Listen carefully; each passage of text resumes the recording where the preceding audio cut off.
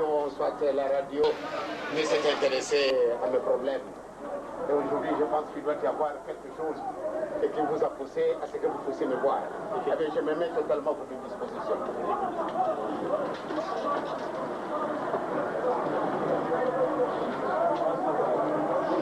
Donnez les micros. Donnez tous les micros. Toute la richesse des micros. Oui, oui. Voilà. Non, vous pouvez tenir ça. Vous pouvez tenir ça.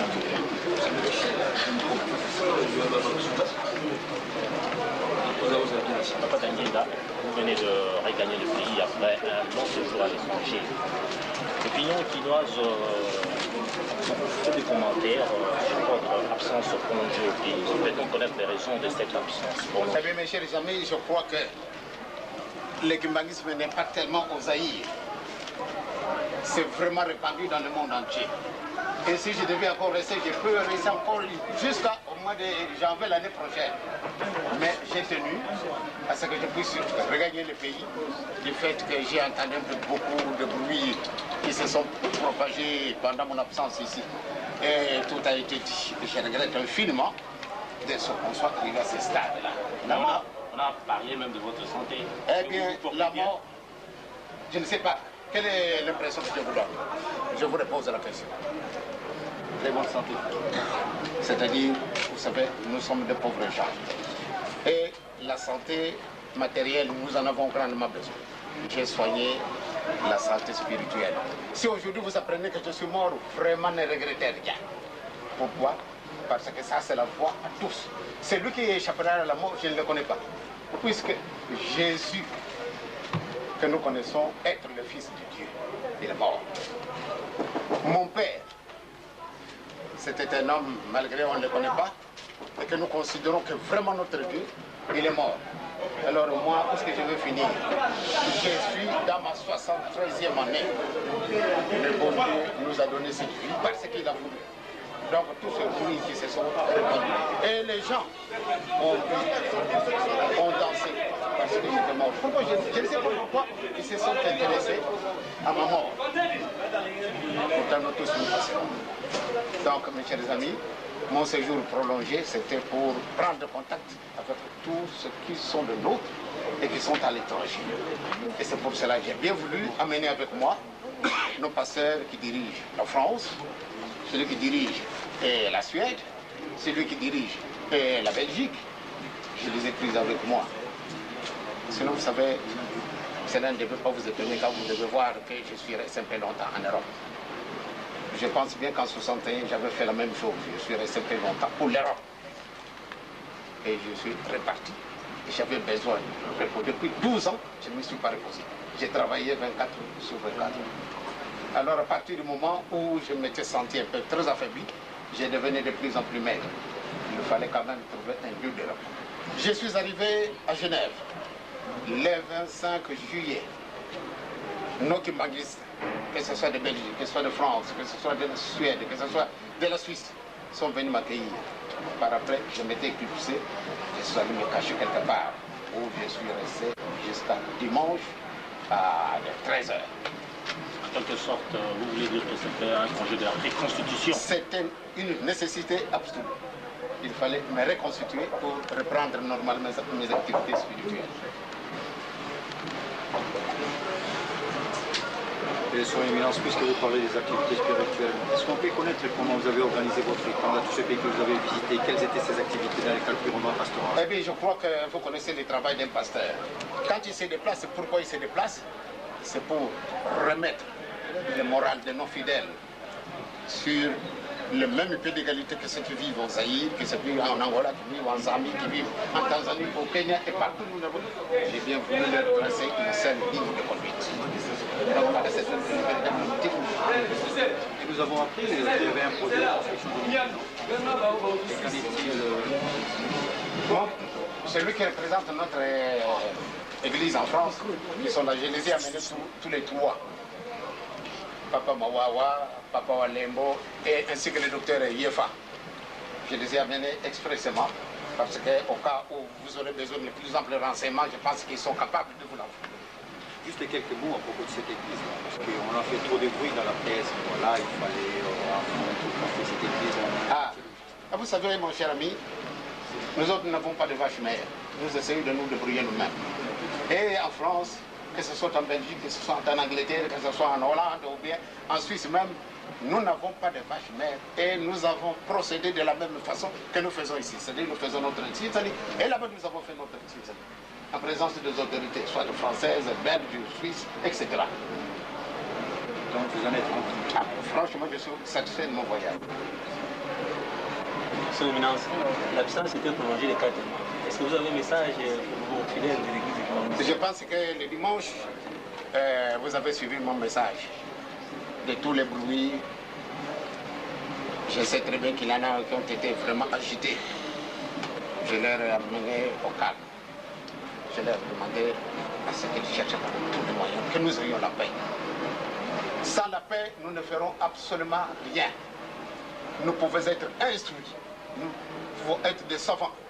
Mais aussi longtemps que nous n'avons pas la paix, nous ne ferons absolument rien. Nous devons travailler vraiment dans l'unité. Vous divisez, ce sont les autres qui en profiteront. Nous autres, nous n'aurons absolument rien.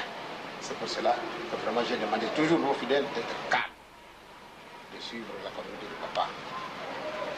Papa nous a dit depuis le 12 septembre 1921, il nous a demandé, voilà, quand vous avez besoin de n'importe quoi, vous ne devez pas chercher la violence pour en obtenir. Vivez dans la paix avec tout le monde. Et les revendications, vous devez le faire, mais faites-les raisonnablement. Et c'est pour cela que nous avons suivi les pas de Papa. Il nous a tracé cette ligne de conduite. Et c'est ça que j'ai toujours prêché partout où je suis passé. Et en Europe, j'ai eu quand même la chance de rencontrer quelques personnalités officielles. Et bien quand je leur ai posé un peu la question de savoir quel est le comportement de nos fidèles, impeccable. Pour moi, c'est la plus grande joie. Quand j'entends les Belges qui nous ont fait souffrir 39 ans où je suis resté prisonnier. Mon frère, que j'ai suivi, il a fait 40 ans. C'est comme mon frère aîné. Mais nous n'avons jamais revendiqué d'une manière violente. Les revendications, nous les faisons. Quand nous trouvons qu'il y a quelque chose d'injustice qui a été commis vis-à-vis de nous, notre réaction, c'est de nous adresser aux autorités qui sont responsables pour qu'ils puissent quand même trouver une solution en ce qui nous concerne. Il ne doit pas y avoir deux poids et deux mesures, mais toujours sans la violence. Donc je pense bien, surtout nous autres, l'homme noir.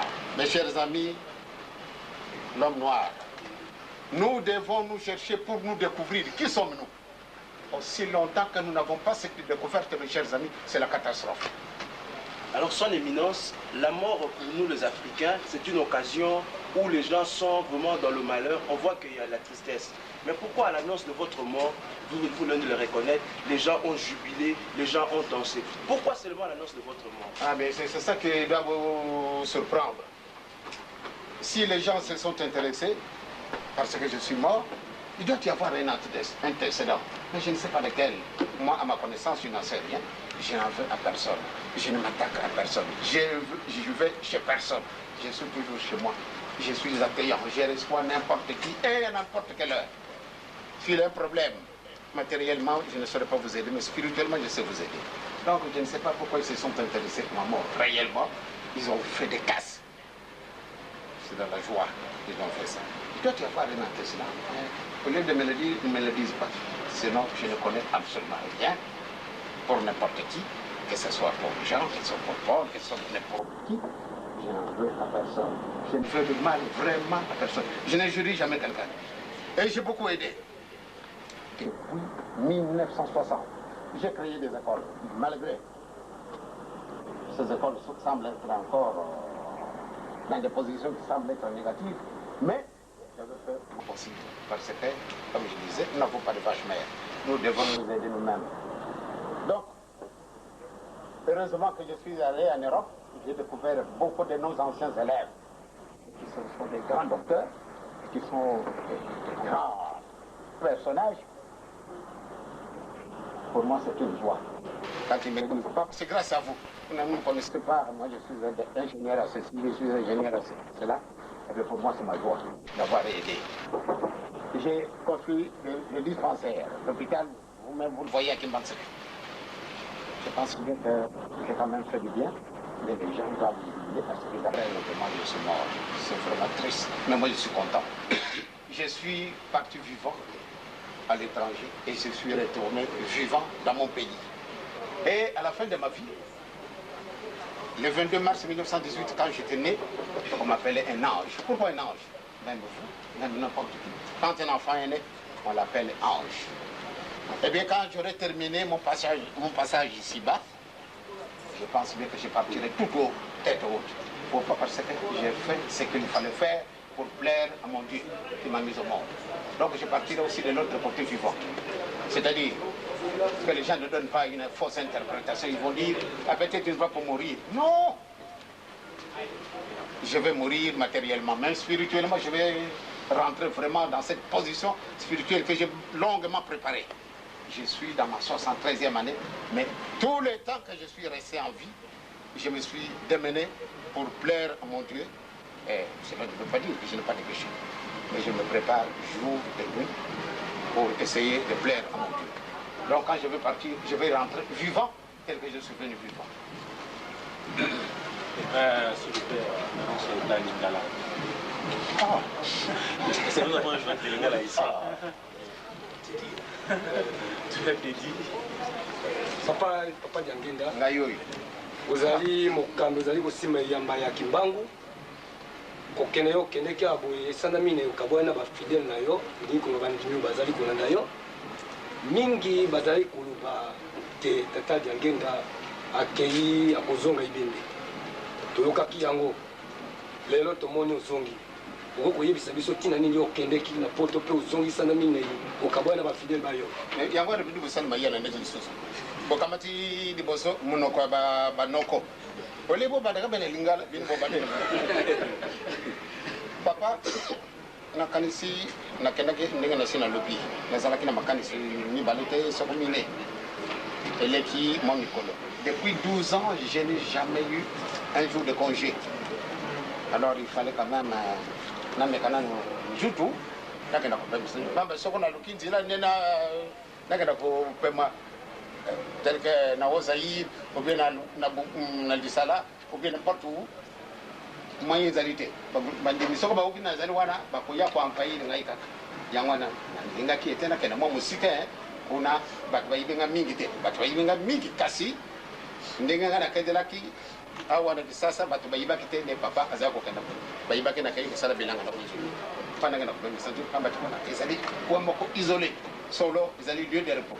Kasi na mwenye makamo mususu batu bauke na zara kumtulipa kwa kama tamasua baga kitakuna bage kulana ngai kuna na bilanga bamusu bake ina nzila bakatinga bakama timutu kabake kulana ngai kuna yangwana ngana mona kete malamu ndena kana musika na kumi ndenge na lubi le 25 juillet 1990 na kumi na Genève solo batu bayibaki baye kuyambanga batu bele batu na télévision baye alors so sorry bon bage kutekana ngai nanda kwa na lokoka kulala atikale mo mikolo tangu na moni tokumbi 27 juillet allez na lui na mama kana kutumba na kuna yokula nanga besima na ke kumba na nanga kuna na tikalie banda le 27 juillet na yaka kumona na le 19 août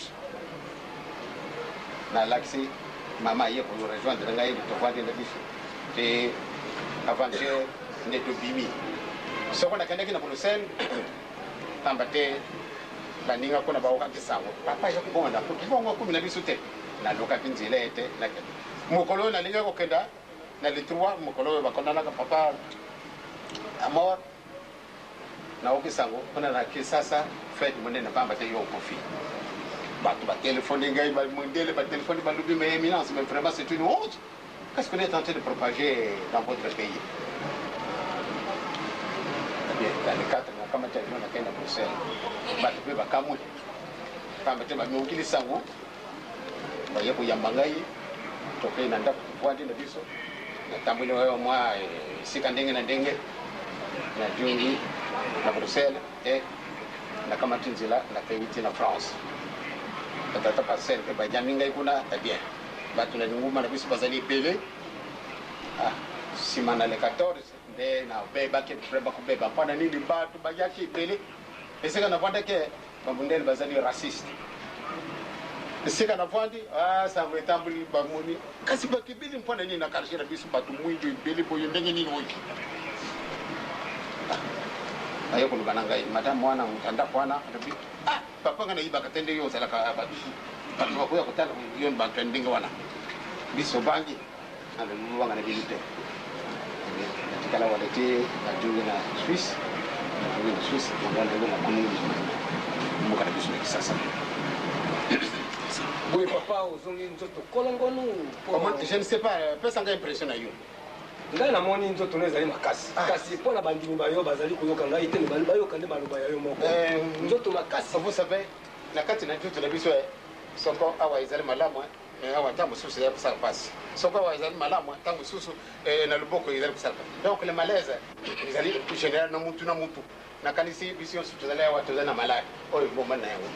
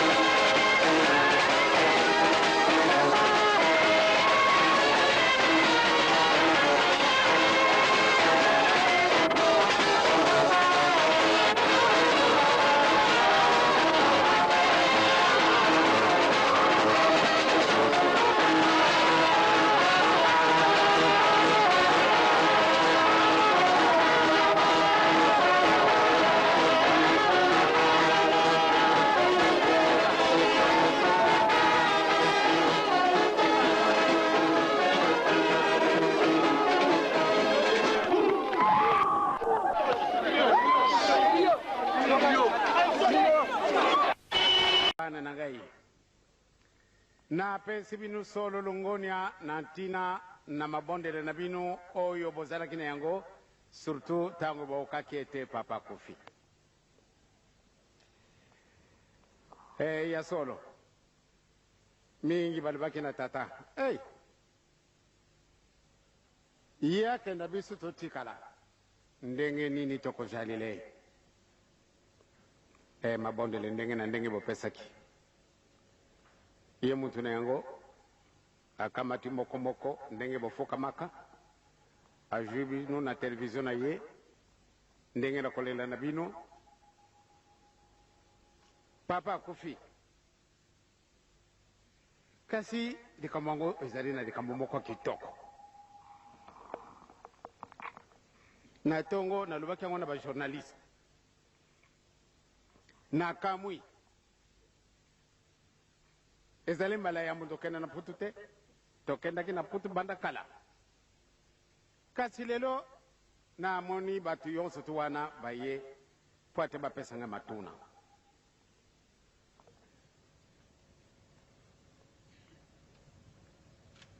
balobi ete kasi ndenge nini wana na putu bamundele bakamwi kasi papa tumonaki ye Akofi ndenge nini mokolma yenga to solola soko nzambe apesi biso nzuto kolongono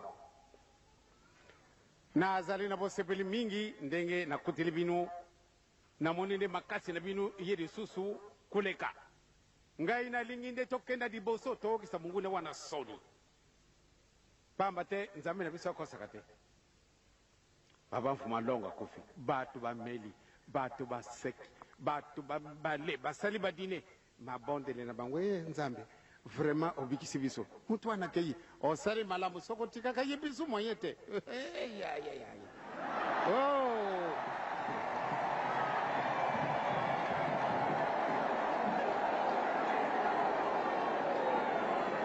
nie me ezali na ngai soni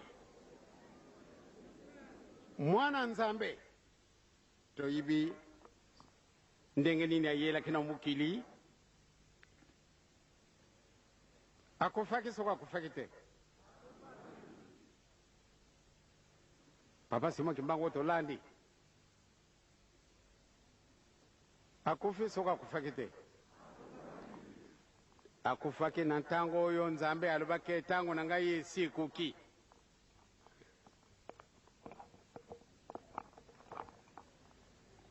nakendaki vivant na le 25 juillet le 22 tozalaki na benowa mokolo oyo gouverneur ayaki le 25 nakendaki ya solo nalobaki te naweza kokenda putu nalobi nakei kaka nalobaki soko nalobaki te ta mosusu bokoluka ngai nakendanga ina kunzulu or que mpusa ezalaki nakenda kobumbana na bangumba moko ezali kuna po ate bato bayiba te esika nga nazali na le 3 sango etamboli papa akufi bato balibi ndenge esengo wana nazwaki telefone ya mwana moko ya mwasi asalaka na poste ntango awoki iye mutima mukuse etikalaka nde mukekaka nde ayamba mutu babunda pamba te mutu wana alobi oyo botiaka mutima asi akei esengo eboyi nani wana yo mbokokanisaka mutu oyo botielaka mutima sekaseka biso tokopema malamu mutu wana atiaka bato moto ike munikiendi kunza muntu munikidiendangwa muntu ngati mfumbwa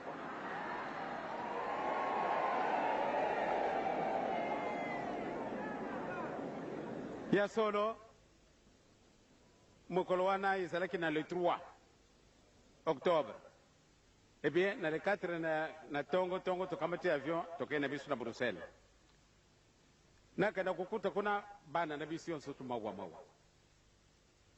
boyo bayo kuzwa ngai me papa komi genome mwana ngai yambo lendo dotokolo boka kisangu ne dembe to kisangu ndio kufi etobadi kubanga soko izali yo soko muntu mususu ezali kaka ngai bobanga te nazali revenante nazali vivant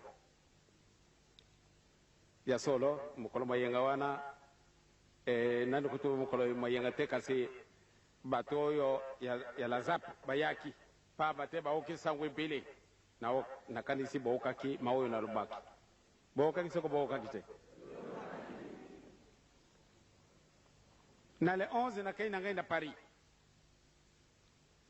kuna nakenda kukuta na bato malgré baoki sang balubi papa na biso azali batalinga na kiti na avion bien na bokiti na biso na avion bato bayibaki na bango te baoyo tozalaki na kati na avion bamwana kaka nde amopaya mutu mwindu tozali kuna kasi na bokiti na biso bakuta na bakoriste kuna batuti bien bato wana baba kasi nani wana bayelombe bana ya Paris bazali benza bayelombe balimbuli ndenge bango nzambe apesaki bango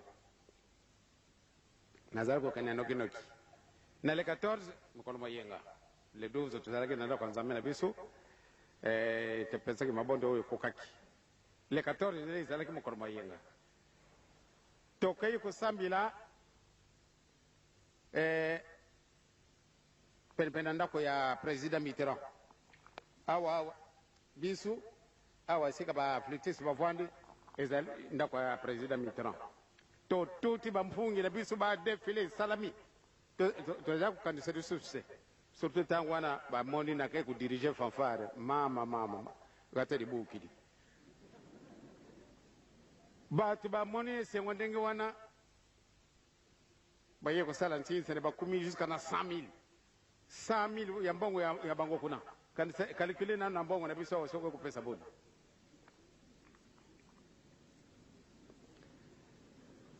batata na bamama tosepela bana basi bakubikula bana mobale bakubuta ngumba na kutina France le na sebela kimingi pamba te bano bazala ko kukima ngai ya bake kusala musala kitoko bazala na Belgique bazala na France bazala na Allemagne bazala na Angleterre bazala na Suisse bango nyonso tu ba former fanfare ba bengi faki européenne en tout cas na ibite soko mukolwa yenga boka ke boni ezali kitoko soko kitoko te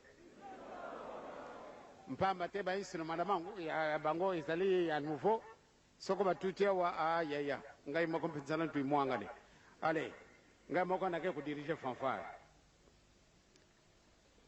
toza ko kana nokine na jungi na ngai na Swiss mikanda mizala ko ya to ka kisango yo kofa ndenge nini wana yo te kabisa boy na kenda ki vivant na jungili bino vivant batata na mama ndenge na lubi ete ezali kama moko esengo ezali kama esengo ndenge nini mwana moke tango kubuta maka bakubenga kai nani bakubenga kai nani Angelo c'est-à-dire azana de sumute ezali bote kasi simana mikolo na biso wana se tokozala kabanana wana nde kumila biso point d'interrogation ngai nakenda ki vivant moko tokuyaka wana kati na mokili vivant tojunjutu tobutami Angelo c'est-à-dire tozali vivant kasi simana masumu tokumi bato bakokufa ngai nazala kubongisa mabele oyo pate tujungisa ndenge yango ezalaki na tango na kala il faut paradis terrestre ejunga bato wana bakubundaka te bato wana bakoswanaka te bato wana bakosalaka na maladi te bato wana bakokumba bampaka te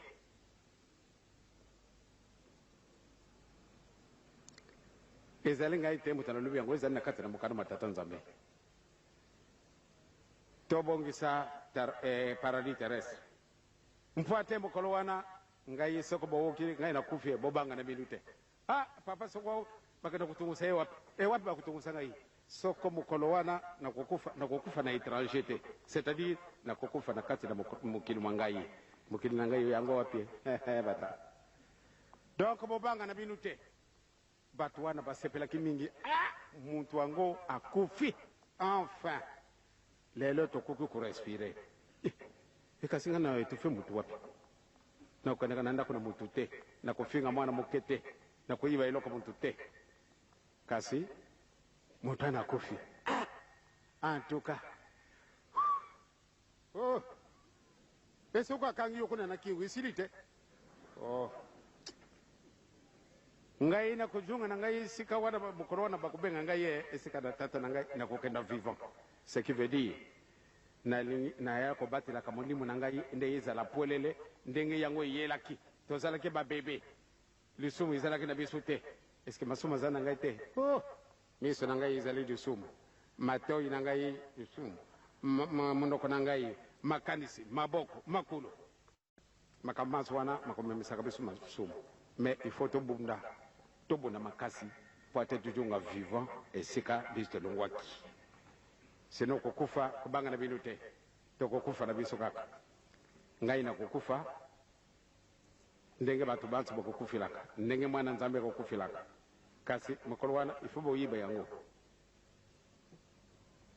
nalingi mpe nakenda kokufila esika baninga wana kosala biso bapasi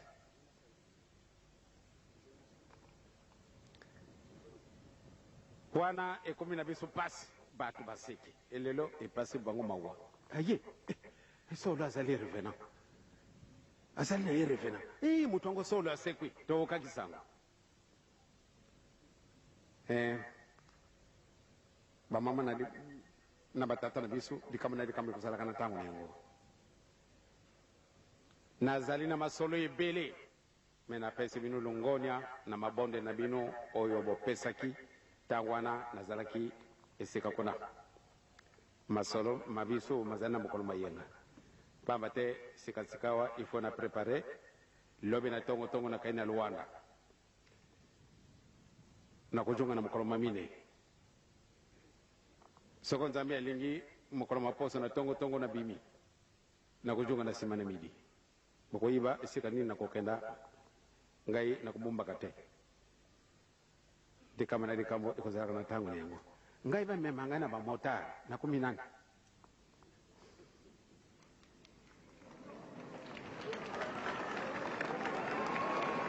nye